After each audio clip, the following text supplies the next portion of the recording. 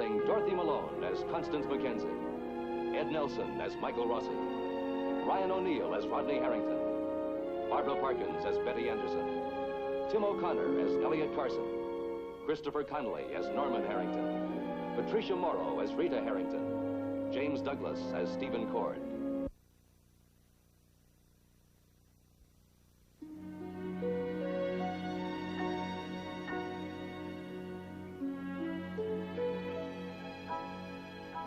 Dr. Michael Rossi has demanded to know the real reasons that suddenly brought his younger brother Joe to Peyton Place.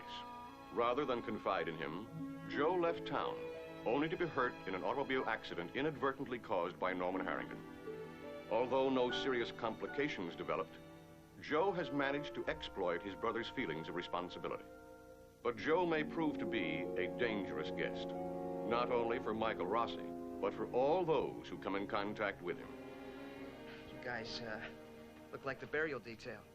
Put handles on this and I'll take it with me. Oh, wait a minute. Now, just stay down. Stay down. What do you want me to roll over and play dead, too?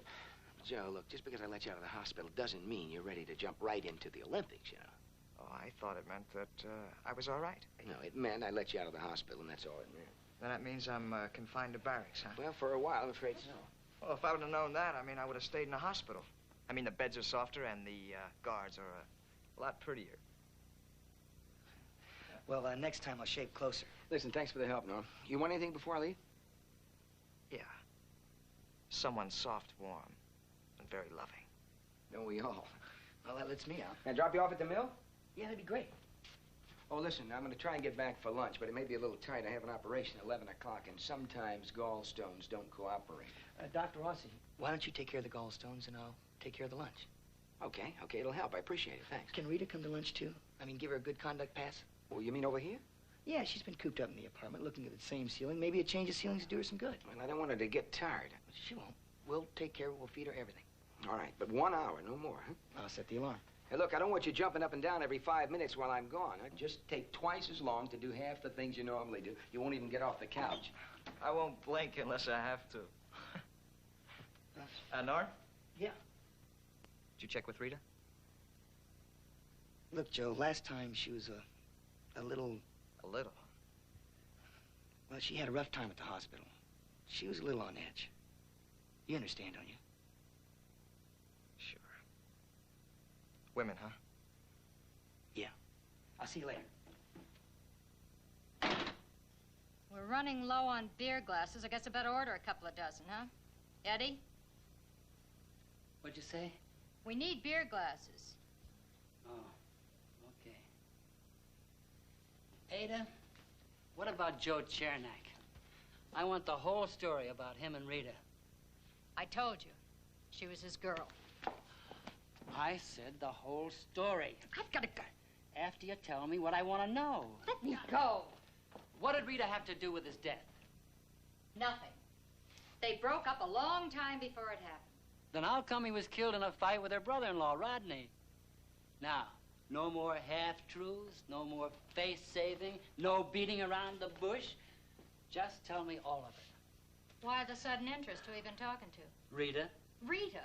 Have you been bothering that girl with a lot of questions? A sick girl who just had a miscarriage? She is not physically sick anymore. She's haunted by this Chernak. Leave it alone, Eddie. I'm telling you, leave it alone. It won't leave our daughter alone. It's got her crying in her sleep, breaking out in a cold sweat when she meets some other young punk who reminds her of him. What young punk? Joe Rossi came into the apartment with Norman. Rita took one look at him and started to shake like she'd seen a ghost. The ghost of Joe Chernak. Now, you said at the trial that they put her on the stand. And you made it sound like they asked her, was he a bad kid? And all she had to do was say yes and step down. But there was a lot more to it than that, wasn't there? Eddie. What did they ask her, Ada? It's all in the past. Leave it there. I can't. I want to help her. You're not going to help Rita by digging up a whole lot of old dirt. You're only going to hurt her more. Well, what's your answer? Go out and buy her a couple of new dresses? Or go spend a few bucks to pay off your conscience for the mess we made of her life? You don't start being good parents when your kid is 19 and married. It's too late. I'm not trying to change the past or even make up for it. But I can see that it doesn't go on hurting her. No, you can't. You're out of it. We both are. Norman's the only one who can help her now. Face it. Go on. Cop out on your own daughter. Ada, I'm gonna get an answer. Not from me. Then I'll go someplace else. Now, she's really getting hefty, all right. Smile for Uncle Michael, Kelly. He brought us good news. Your blood test was fine, darling. You're not anemic anymore. Well, I guess she's forgiven me for all those shots and all that. You want to tell you? Well, we're going to have to get to know one another, I suppose. I want you to bring her down to the hospital. I don't suppose she's had her DPT shots yet. What is it, Michael? You still think we've been tricked? That she isn't really Allison's? Oh. She is, you know. And that makes her ours. I want to write a prescription for her for some vitamins. Now, these will be a little stronger than normal, but she's probably got a lot to catch up on. Oh, she will. Well, she seems like a healthy baby. Oh, she's more than that, Mike. And she's bright. Well, she can sit by the hour and feel a fabric or your skin or the upholstery on a chair. She's very dainty and feminine. She's already a little girl.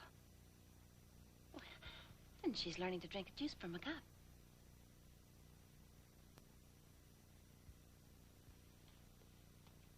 Yeah, I've got some more house calls to make.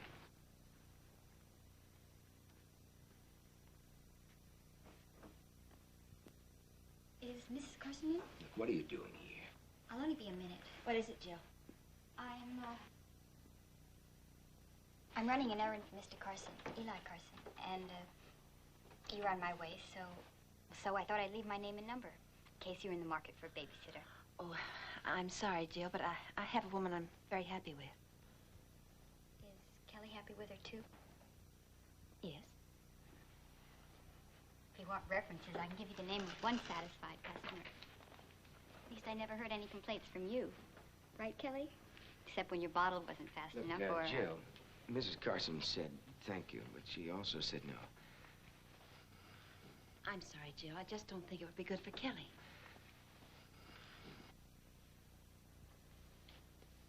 Come on, Kelly.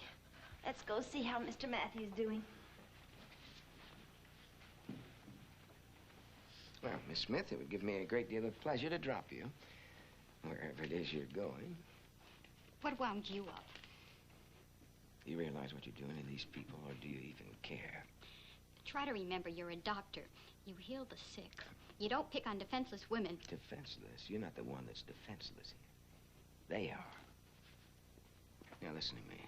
You've stripped them to the bone, haven't you? And it was easy, sure it was, to make them think that your baby was Allison's. They were so desperate for something, for anything from Allison, that they bought you a little fairy tale from start to finish.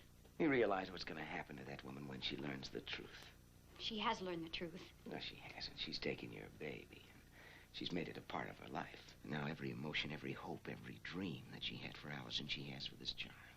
She's found a second chance. Then let her have it. She can't have it. You know it, and I know it, don't we?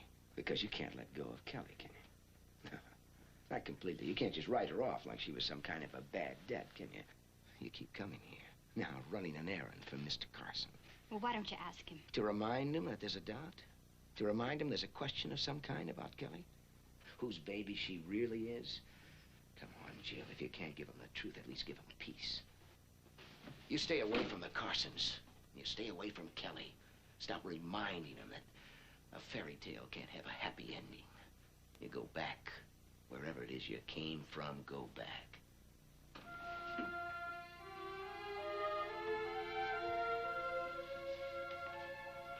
When I hear it from the Carsons, then I'll listen. No, Miss Smith. You'll listen to me.